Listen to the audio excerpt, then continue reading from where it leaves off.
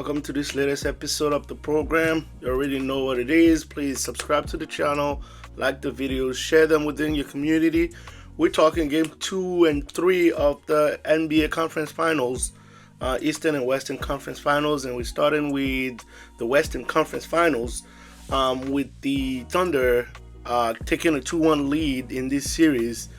After game 1, OKC came back as the champions that they are, and won game 2 in Oklahoma, and then went to San Antonio with the return of De'Aaron Fox and Dillon Harper, and still won game 3 out there. So game 2 was 113 to 122, and game 3 was 123 to 108 in San Antonio.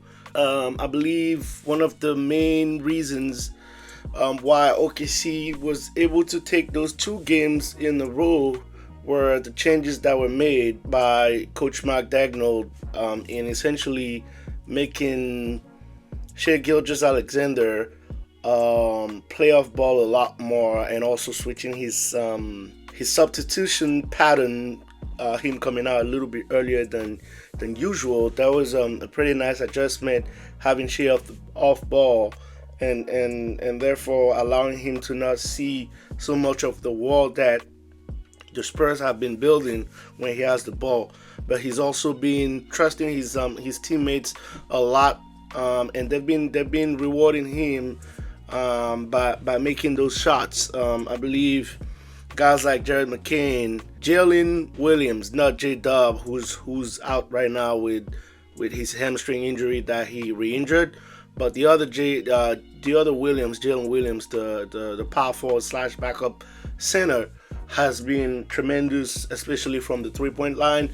Alex Caruso has been giving them a lot of great minutes off the bench, defensively and offensively as well. AJ Mitchell, Isaiah Joe also came in some games and supported, but also what they've been doing is playing extremely physical against Victor Wembanyama. Isaiah Hardenstein specifically has been really physical to the pretty much like borderline to me, if you ask me. A lot of holding and pushing around that could be, technically rewarded with some fouls, but the experience of Oklahoma is also really coming up into this series, especially in game 3, where the Spurs started off 15-0 in the first quarter, and they didn't panic. They kept the composure and slowly but surely come back up into the game and ended up winning that game. The return of De'Aaron Fox was really great for San Antonio in game 3,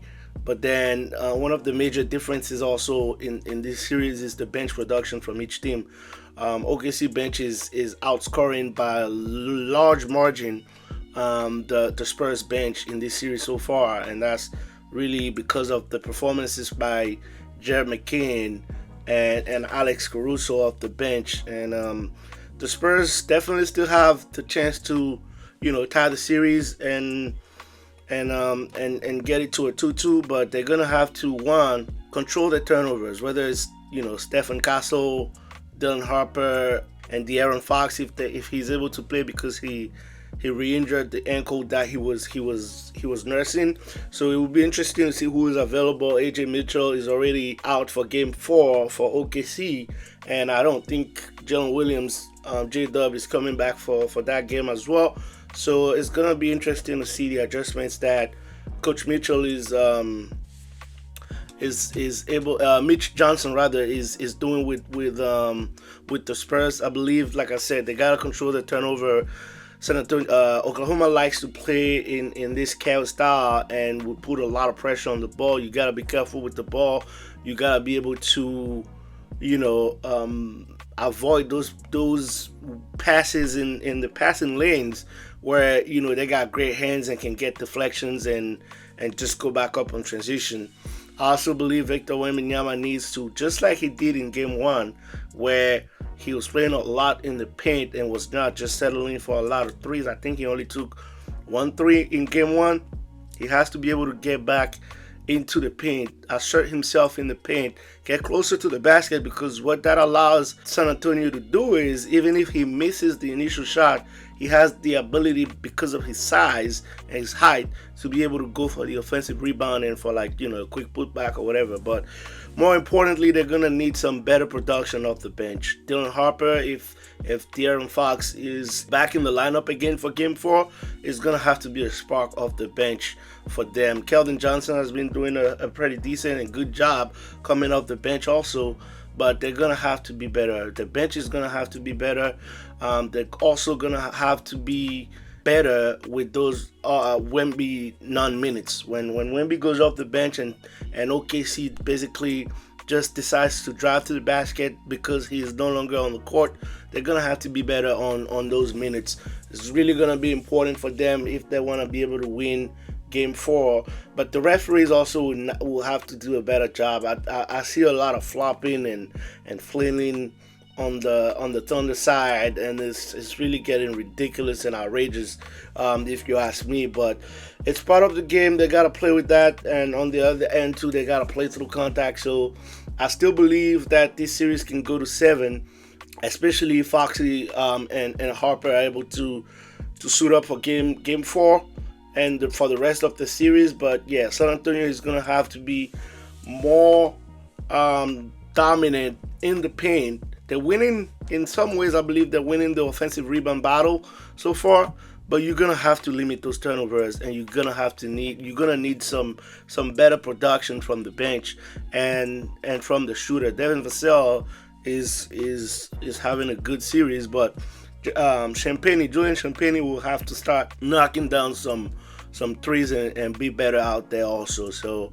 we'll see what adjustments, like I said, Mitch Johnson is gonna do for Game 4. But pretty fun series so far. Definitely the best series of the 2, if you ask me. And then we'll see what happens with that. But back to the Eastern Conference Finals, the New York Knicks take a convincing 3-0 lead against the Cleveland Cavaliers, winning Game 2 in Madison Square Garden and coming to Cleveland for Game 3. They won Game 2 109-93 and get Game 3 121-108 in Cleveland. The struggles defensively continue for Cleveland. They're still not finding an answer for Jalen Brunson, and I gotta give a shout out to Mike Brown for the job that they're doing at hiding Brunson defensively. But I still think that's one of the best ways to beat New York right now, if you ask me. I think the adjustment that they made playing through Karl-Anthony Towns some more has been really good for New York. But you have to be able to take advantage of the deficiencies and the weaknesses.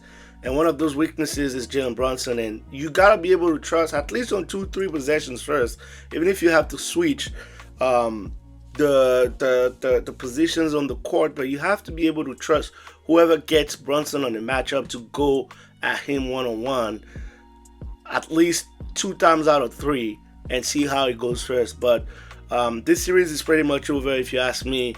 I think nobody came back from a 3-0 deficit in the history of the NBA so far. I don't think Cleveland has what it takes to be able to do that. So I believe this is a wrap. Like I said, Josh Hart has been tremendous these past 2 games. Landry Shamet has been knocking down a lot of shots, which has been great for New York also. And Karl-Anthony Towns has been playing extremely well. He's not really great offensively right now. He's not scoring a lot of points, but he's getting some assists, and he's involving. He's been able to find the open shooter who is knocking down those shots. So shout out to the Knicks for their performances so far, and for the changes ever since the Hawks series. That they've been on a roll and they've been playing extremely well. So I think, like I said, this series is over. They're probably gonna win this in 4 or 5 back in the Garden if Cleveland is able to pull one, and wait for the winner of the Spurs and OKC for the finals. Cleveland, if you ask me, is gonna have some tough decisions to make. James Harden does have a player option this summer. They're probably gonna wanna bring him back at a lower number. What is that number going to look like will be interesting, because I don't believe in the backcourt of Donovan Mitchell and James Harden to be successful in the playoffs. You have Evan Mobley pretty much getting close to $50+ million next summer too.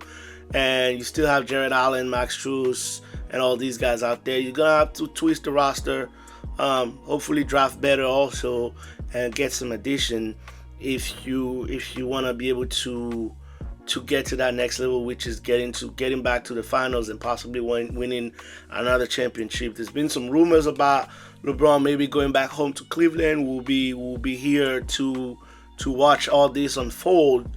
But yeah, it will be interesting to see what decisions the Cavs make this offseason, and how do they construct a roster for next season, because this is not a winning formula. I get that they've been back to the conference finals ever since the LeBron James left, but those moral victories don't really matter for me, if you ask me.